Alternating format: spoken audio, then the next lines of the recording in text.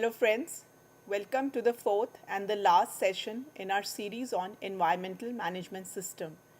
In the past three sessions, we have been discussing about the need, relevance of an environmental management system and its origin going back to the ISO standards.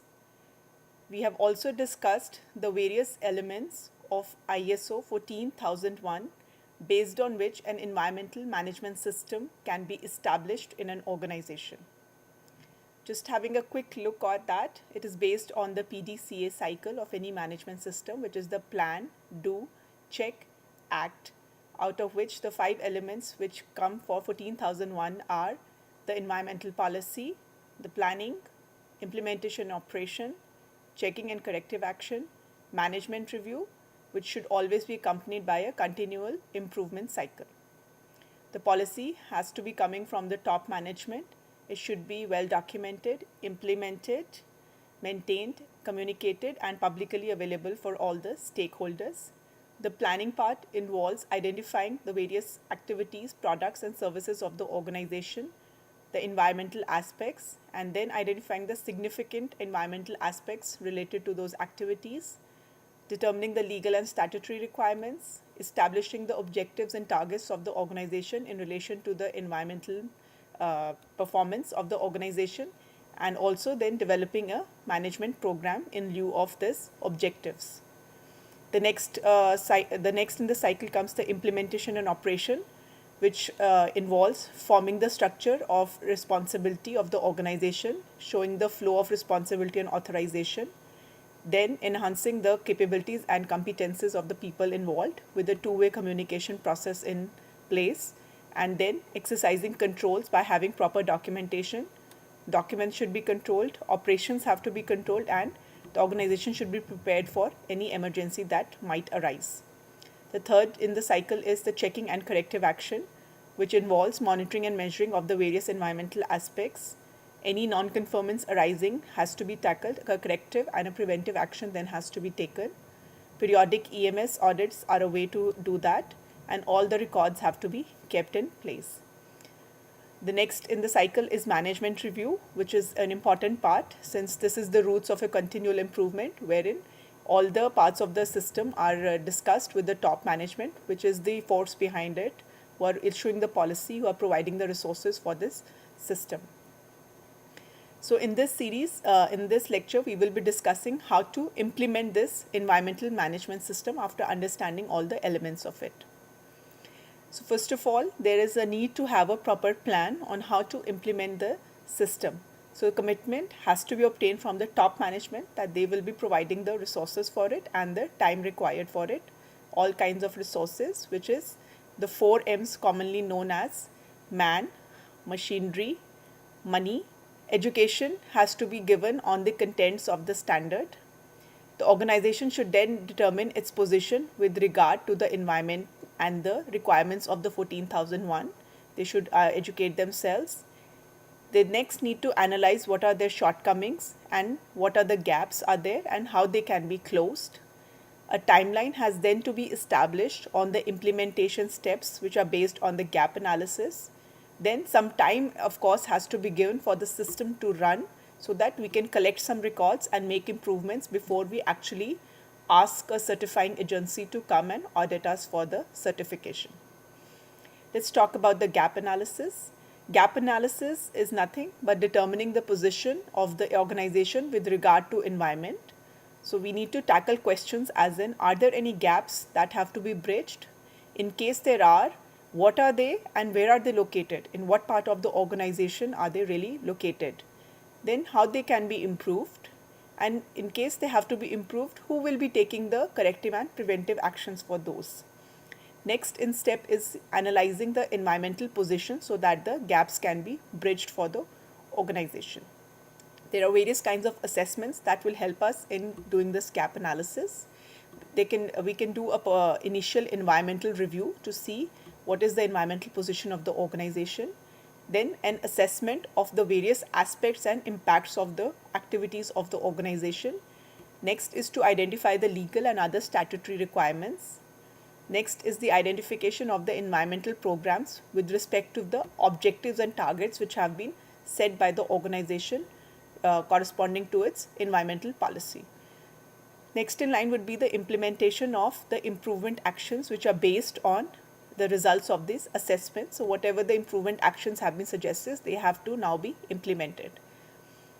There are many sources which can give us valuable information on all these gaps. It can come from all the equipment manufacturers, from the suppliers and vendors such as waste disposal companies, government agencies, their databases which are available publicly, community or civic groups, they can also give valuable information. Environmental advocacy groups are there which can actually provide good information about such an information. Then we have to again remember that we have to evaluate the most current performance against the relevant internal criteria such as organization practices and guidelines, in addition to the external standards and regulations. As has been stressed again and again, the system has to be in line with the nature of the work of the organization. So we have to see all those all the standard requirements, where do we stand with respect to our current operations, how can they be jived, and what are the external requirements for us to establish the system. A good consideration would be to have some benchmark against which other organizations and industrial associations are already managing such a kind of system, so we can keep some benchmarks and start performing according to that. So after a gap analysis, it is a good idea to form a team which will actually take care of this part. The first part is, of course, to appoint a management representative, which was also stressed during the management review. So this would be an individual which will be the ISO project manager. Next, the next in line is to assign an environmental safety team. This team has to be active in the design and development of the system and has to participate in the ongoing operation of the system, so that the environmental management system and the operations of the organizations are both in line with each other and there is no mismatch. The next task would be to assign a management team. So this team will be providing the direction and guidance for the development and implementation of the environmental management system. The management team plays a very important role. It acts as a steering team for the project, which is assigning the responsibilities. It is providing the resources at the same time and also coordinating the task of establishing the system. The management team can actually assign task teams to work on specific processes that must be designed and documented for the environmental management system. Each task team is then evaluating the current process that they are assigned to and the requirements of the standard. So whatever the current operations, they have to be matched against what is the standard asking us. A new or a modified process might come out of it. It might have to be developed. Some existing process might be good. It might be lacking in some points, so it may have to be modified, or it might happen we might have to develop a new system, a new procedure altogether. So that has to be developed then, it has to be documented and then submitted to the management team for the review and approval. The next task should be then to execute the plan which has been developed. So after all the task teams have designed and documented a new or a modified process, it has to be implemented. So all the involved people have to be trained for the purpose. When the required processes have been implemented, then the organization can think about starting their internal audit programs and consequently the management review meetings to see how the system is running. So a little bit on the audit. So the audit should actually use all the information or results from all the audits, and the management review has to take place so that continual improvement is implemented. The system has to be run for a long time enough so that proper records can be generated before registering for the audit. Next, the organization should make sure that all employees are trained on the ISO 14001 requirements. Next step would be to have a registrar conduct the registration audit, which is required. Let's discuss a little about what is the role of management in establishing and implementing an environmental management system. The management is the one which is developing and approving the environmental policy, which is again the gist behind the entire environmental management system. They are the ones that are providing the resources. They are the ones that are appointing the management representative. It can be one or multiple, as the case may be based on the operations of the organization. That will who has to ensure that the system is established, implemented and maintained, and is reporting all the performance criteria to the management from the system operators. Next, the management is also playing a role by providing support, all the resources to the management representative so that he can actually carry out the task. He or she can actually carry out the task and overcome all the barriers that the person might be facing. Regularly, the management is also reviewing the management system so that it is ensured that continued suitability, adequacy and effectiveness of the system is in place. Let us talk of some of the barriers which an organization might face in implementing an environmental management system. Many times it might happen that the management might lack the support and commitment that they really need to give for the system. Sometimes the resources are not adequate. Sometimes there might be a lack of support from the staff involved. Sometimes inadequate awareness and culture within the organization become a barrier to the implementation of such a system.